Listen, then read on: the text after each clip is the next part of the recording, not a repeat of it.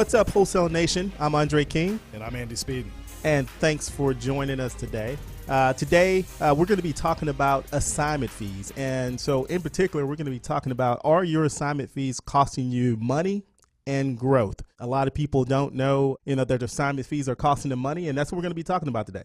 All right. But before we get into that, for those that hadn't had a chance to hit the like button, if you're listening to the podcast, go down, hit the like button, give us some reviews. Right now, we don't have a lot of reviews because we just got this thing kicked off. I know that we're going to be going through and doing some, we're going to be doing an opening for the show. So until then, go ahead and subscribe. Also, if you hadn't had a chance to look at the YouTube channel, you can go to the Wholesale Nation on the YouTube channel. We're going to be putting things on the YouTube channel that you wouldn't typically see, that you won't hear on the podcast. So that'll be coming to you here soon. And those are just going to be like videos to help you in your business. There's going to be some whiteboard things that we'll be doing. So we're looking forward to doing that. So you want to be on the YouTube channel and then make sure you give us some ratings on the podcast. Yeah, absolutely. Okay? So if you like what you hear, go down, 5 stars preferably, but leave a comment. We love that feedback. Right. Perfect.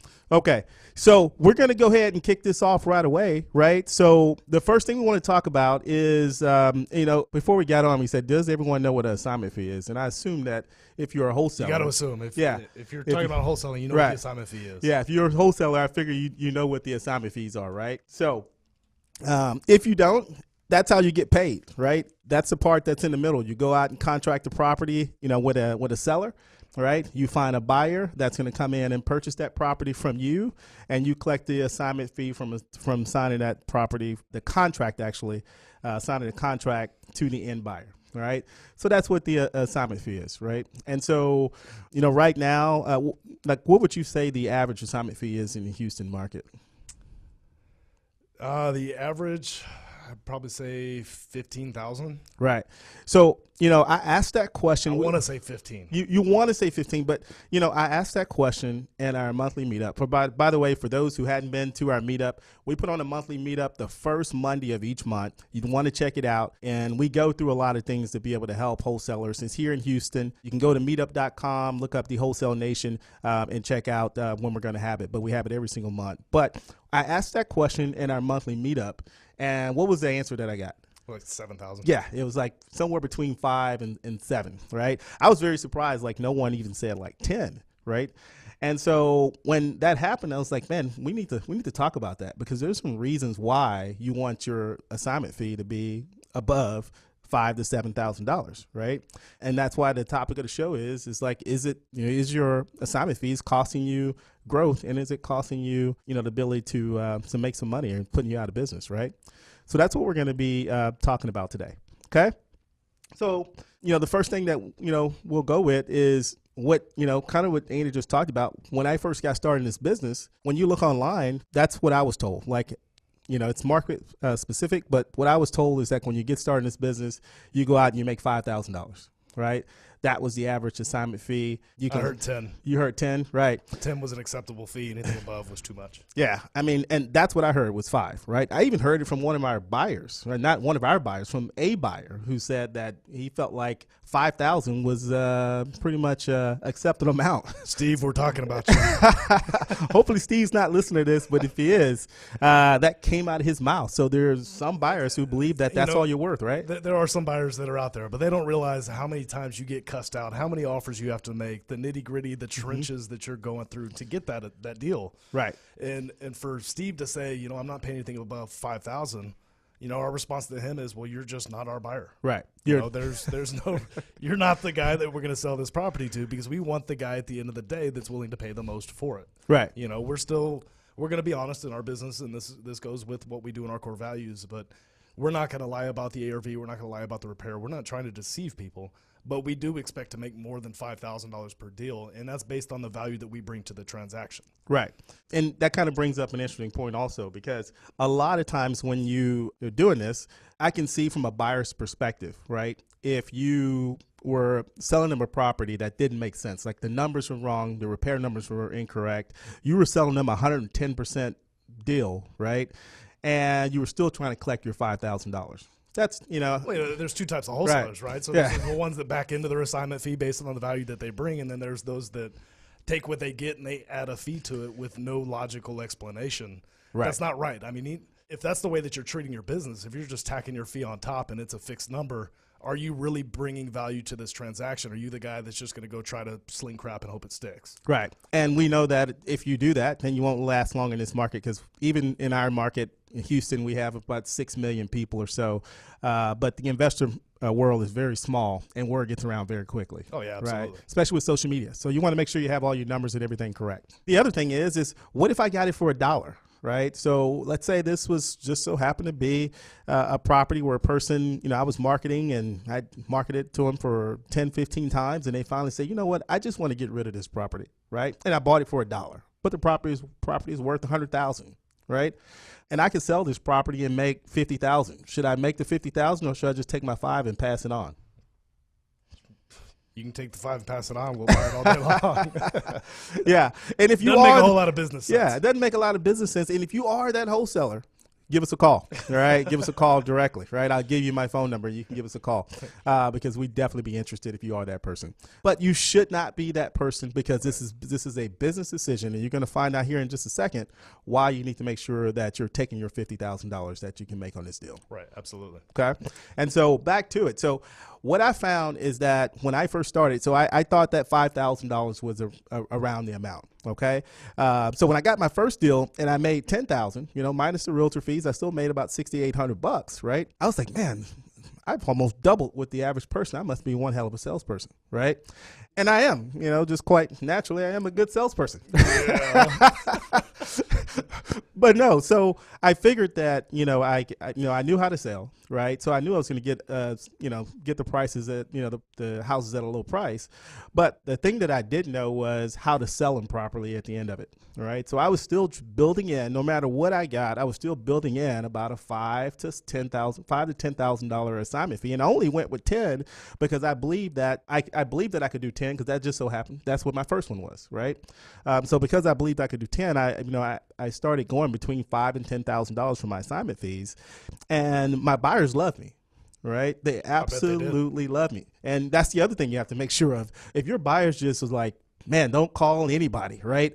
You probably have a good deal that you're selling too cheap. Well, yeah, it's like when you go to make an offer with the seller. I just met with Kelvin and Jeffrey, and right. They said, they offered the seller $55K. Right. And she just, where do I sign? Yeah. That's when you know you offered too much. It's the same thing when you go to disposition it and people are jumping all over it. You know that you maybe left a little bit of meat on the bone, which is expected for a wholesaler. Like everything that we sell is at a discount. Like it's just the reality. Mm-hmm. But we have a much better pulse on where the market is now. Not only so we get to increase our deal volume, but also so the deals fly off the shelves quick, and we get to not work a whole bunch to sell the deal, which is probably reason number one for me of why you wouldn't want to target for a $5,000 wholesale deal. Right. And that's because the time that it takes to sell it. Right. You have more experience in dispositions than I do with my flipping background, but those are the hardest deals to sell. Right. And that's case in point, right? The first deal I had that I could tell, just we can go with our deal, right? So the first deal we had, which was probably our smallest assignment fee, was about $2,000, right? And this properties was, and what was it at? On the other side of Houston, we had a $2,000 assignment fee, and this property was in Texas City or something like that, right? That property. Okay. Right? So no one wanted this property, all right? We'd done everything we could. We went out to this property, at least our disposition agent went out to this property multiple times. We put it everywhere, right? We blasted it everywhere. We put a lot of work into this, and at the end of the day, we made $2,000. Right.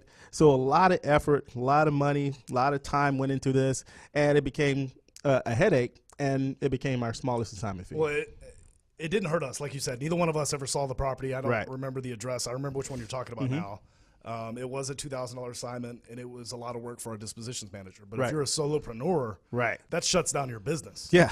You make money when you negotiate the deal. And if you spend all that time trying to sell these slim deals, you're not even accounting for margin for error, right? So if, our minimum assignment that our sales is approved to sign up, when they sign up a deal, there needs to be $15,000 worth of margin in there. Right. If not, we'll pass. And it's just because it's our dispositions manager's time is better suited trying to sell the deals that, that are actually deals. Right. If she could squeeze an extra $1,500 by finding the right buyer, the perfect buyer for that house, that's where her time should be spent, because you could do that on 10 deals at a time in our business. So even though we have scaled and it's not our time, it's still important for us. So why wouldn't it be important for a solopreneur that's just getting started? And that's why in our Meetup, we preach marketing and sales. I mean, it's marketing and acquisitions are the only two things that, in our opinion, that you should focus on the first year or 2 years in the business. Right.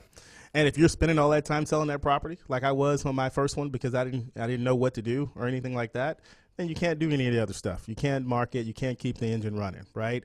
And so you start costing yourself some money, right? And we look at what does that cost you now? It's costing you not only time, but you're also costing yourself money, because down the road, 3 months down the road, that deal that you should have got is not coming because you spent your last month trying to market a property that didn't make a lot of sense. Welcome to the first year and a half I spent in this business. Right. So I was blessed, getting in, and a little story here. I don't even know if I've told you this. I probably has come up, but I was invited to be a part of TG, the Top Gun mastermind here locally, and I didn't belong. I was new. I guess they thought I had done more than I had.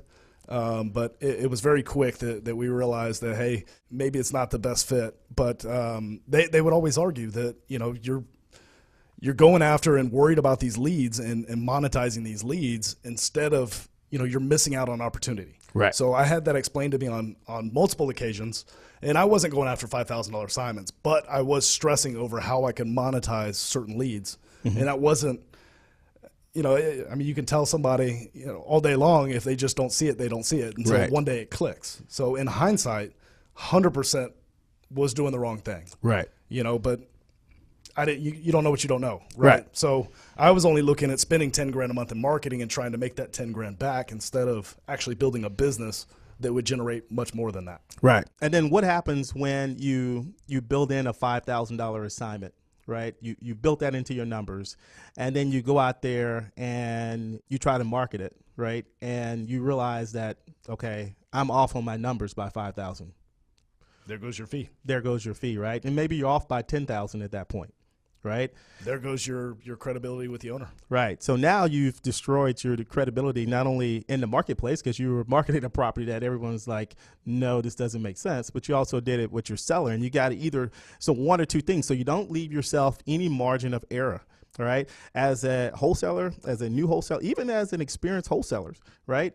Sometimes we go out there and, we take a chance on things, right?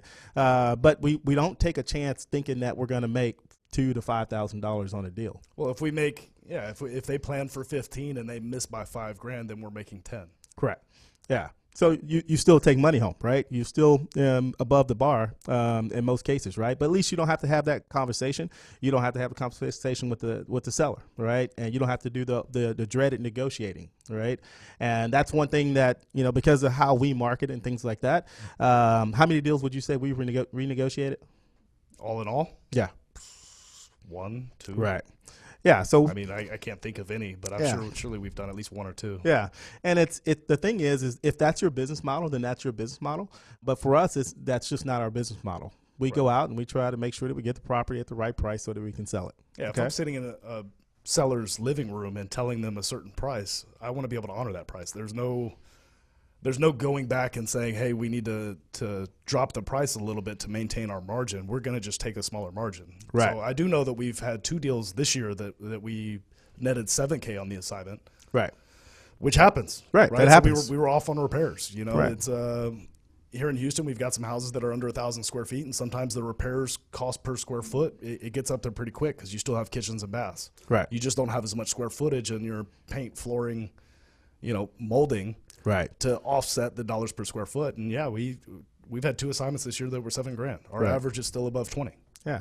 And that's because we didn't go down on the number based on that. So, and then the other thing is that, so like I said, you don't have a margin of error if you do that. The other thing is that eventually I would hope that you'd want to grow your business. Would be the other thing, correct? Yeah, you're not growing a business if you're doing $5,000 assignments. You're not growing a business. So there are some numbers that need to go in. So what numbers go into an assignment fees? Like you don't. So if I'm a solopreneur, right, and I make $5,000, maybe I can take some of that $5,000, but I'm probably gonna have to do some marketing, things like that. But I should also be planning for the future. So if you're planning for the future, like with our business, what other things would be coming out of that assignment fee? The most important utility in an assignment or in a business is your time. Right. So you cannot, that's the only thing that you can't duplicate. Mm-hmm. And at $5,000 is an assignment, you can't reinvest to buy some of your time back. You can't afford to buy your time.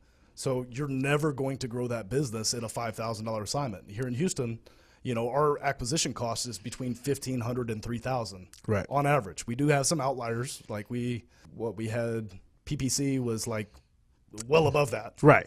But I mean, we're learning and we're investing in the business to see if we can buy more of our time back and create more opportunities to get deals. Right. But you know, if we were counting on $5,000 assignment fees, we would never be able to grow the business. Right. And I think if anyone didn't catch that, you need to make sure you rewind it about 30 to 60 seconds, right? But Andy hit on the key thing there is that you can't give back time, right? And what you're really trying to get is time so you can do other things in your business, right?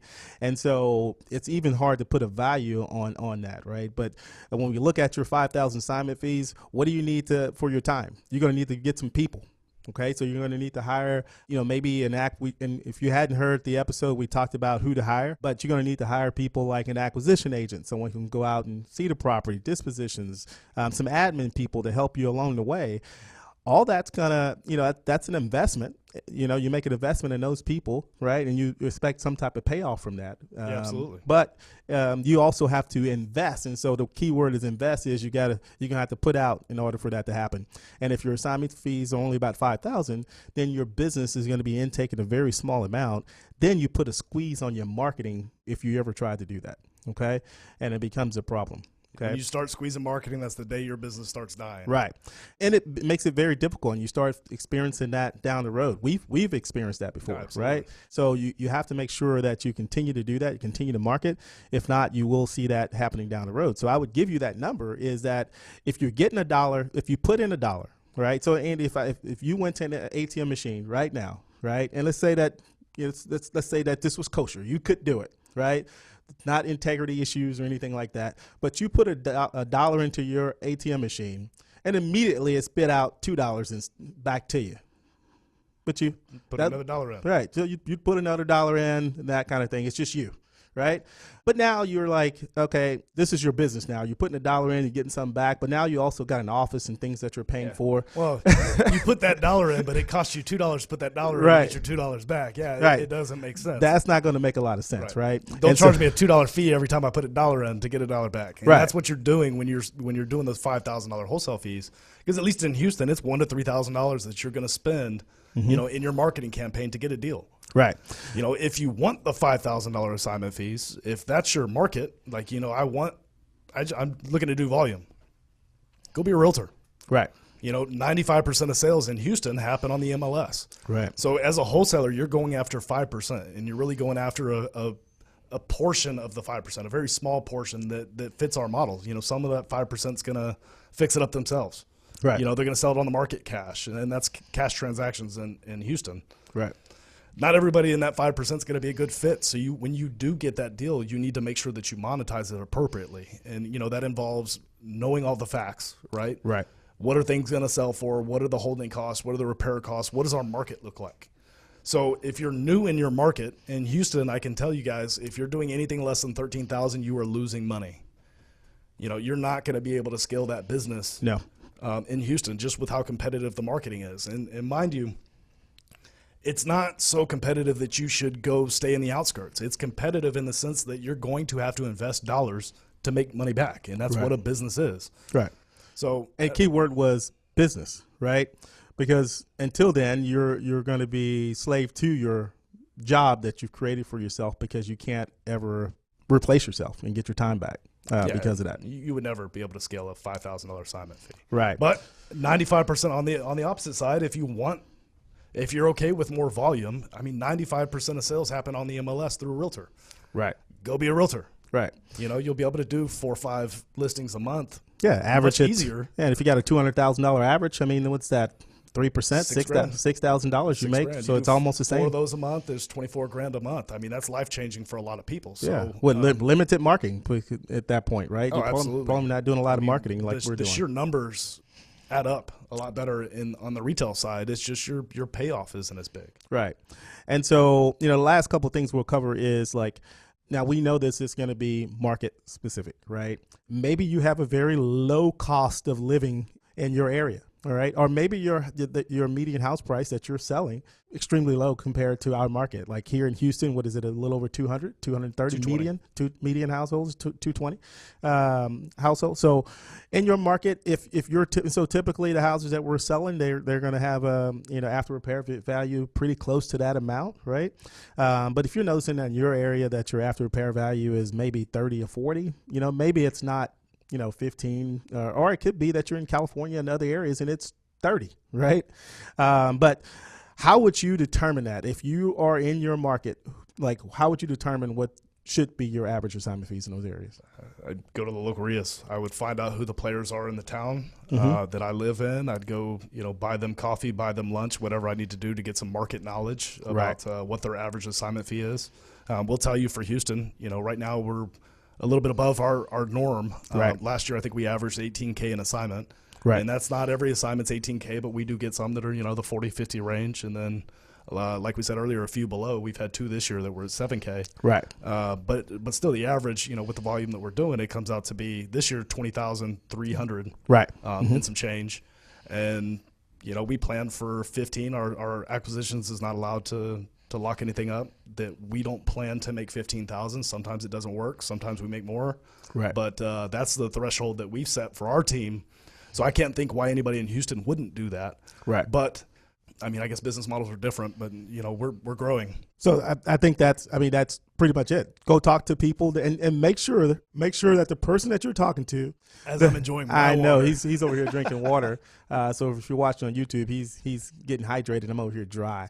All right. So make sure that the person that you talk to, key point he put, is they're actually doing deals, right? Like quite a few deals, and they've been in the business for a while, right? Don't talk to the person that's doing 1 or 2 deals a year. Maybe they know. Maybe they've talked to somebody, but I would question. What are their intentions? What's their motivation? I would ask. Talk to more than one person, because you may get someone that say, you know what, 5,000 sounds great. Yeah, 5,000 is good. Send it over to me. That's about where the market is. Just punt them over, like we did at the beginning of the show. Yeah. So if you run into that person, that's why we said talk to multiple people at a RIA who can tell you that, right?